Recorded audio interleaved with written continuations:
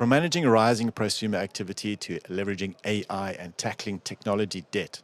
Today we're talking about unpacking what a future-ready system operator looks like. I'm joined by Jeremy Hetzel from Kraken to explore how distribution networks are transforming into intelligent digital ecosystems and what DSOs must do to stay ahead. This episode is brought to you in partnership with Kraken. They're on a mission to improve the lives of 1 billion people by accelerating the energy transition worldwide. Jeremy, thanks for joining us. As electricity networks evolve, what is the core strategic shift distribution companies need to make? The big shift they need to make is move from a world where energy networks have been relatively passive, unidirectional power flows to one where they have to be active system managers. A lot of this is driven by the rise of DER or CER assets, and that's fundamentally changing how the grid operates. All of a sudden, they're now having to manage millions of individual generating points within their network footprint.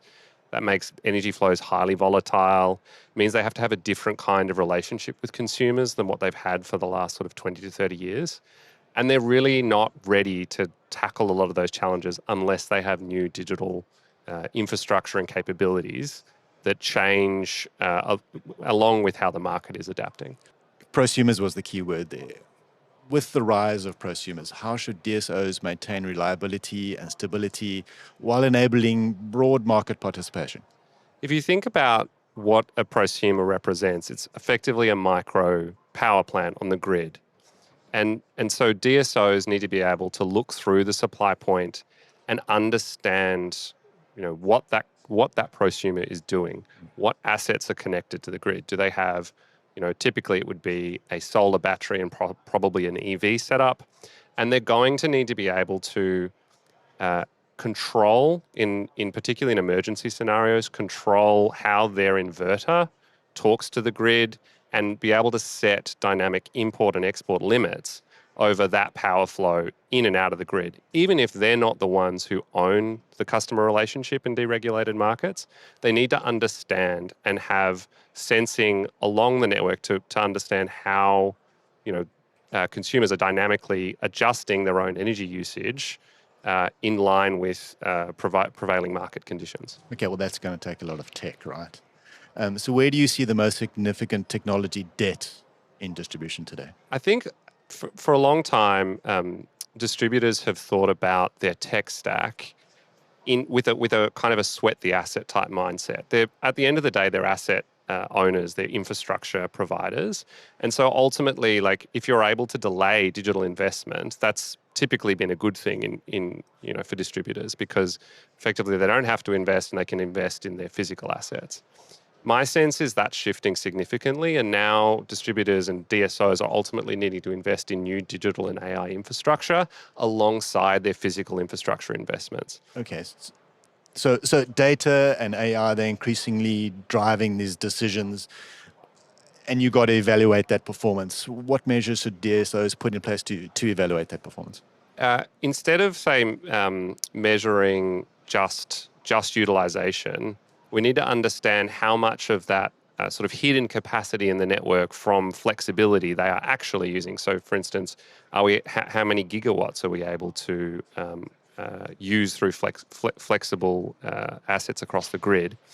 And also things like how much CapEx avoidance are we able to realize instead of having to just build out new infrastructure. Ultimately, we need to mitigate the cost of the transition and manage that for consumers and society. Looking ahead, where is the tech stack for DSOs going?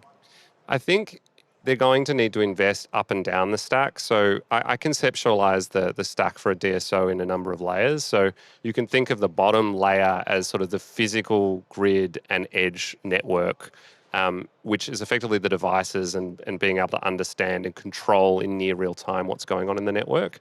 Above that, there's going to need to be investments in the connectivity layer on top of that, so telecommunications infrastructure, advanced metering infrastructure, and then the ability to sense what's going on in the network.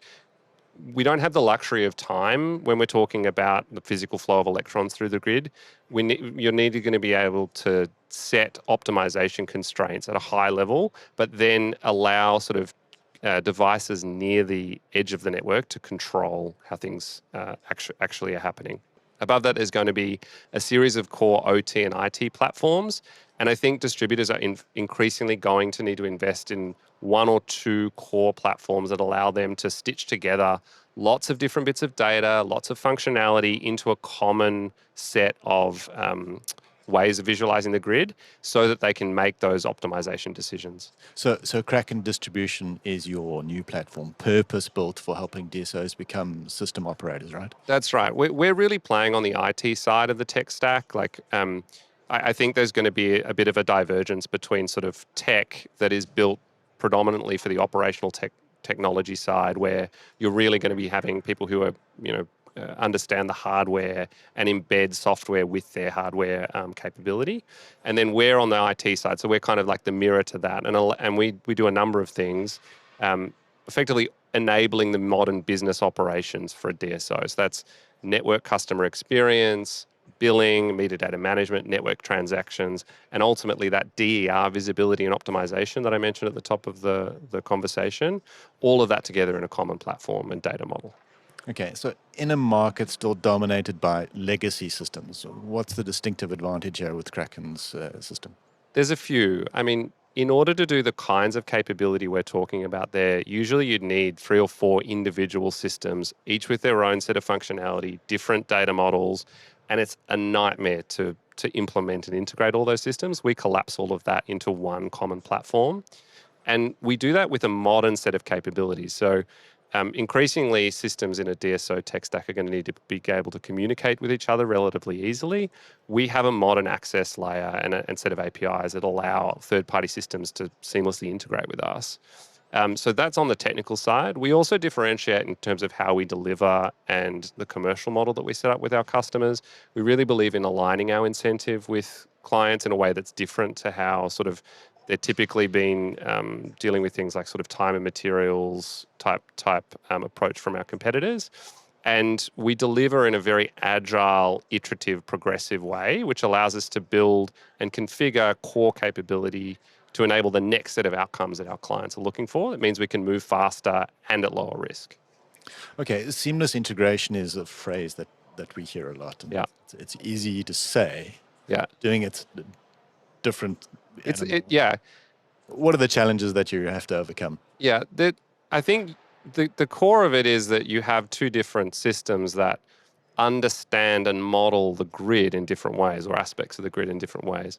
So the key part of is being able to understand those different data structures, and that's the same regardless. So to your point, there's a level of seamlessness, but beyond that, you need to have different integration and endpoints, and a lot of the traditional systems haven't been built and born in the cloud the way that Kraken has been. So we can offer a broader range of integration points, and we're doing that with our first client, Essential Energy.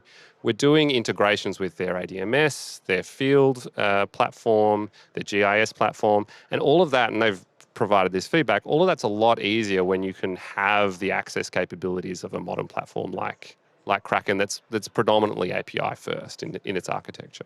Okay, what about geography? Different countries and different systems are in different spaces of evolution. How difficult does that make your life? I mean, market localization is foundational to what we have to do. Ultimately, we're there to enable our clients to deliver on their core business processes in a compliant way. And so the nice thing about having a platform like Kraken is that we get to benefit from some of the work that we've already done. We're active in countries all over the world. And when we've localized for a particular market with distribution, we can then follow, and we already have a lot of that capability inbuilt in the platform. But you need to invest and understand and sort of be there in partnership with your clients for the long haul, because that market localization is so key. Jeremy, thank you so much for your insights. Thanks very much, Ross. For more insights, join the Enlit community.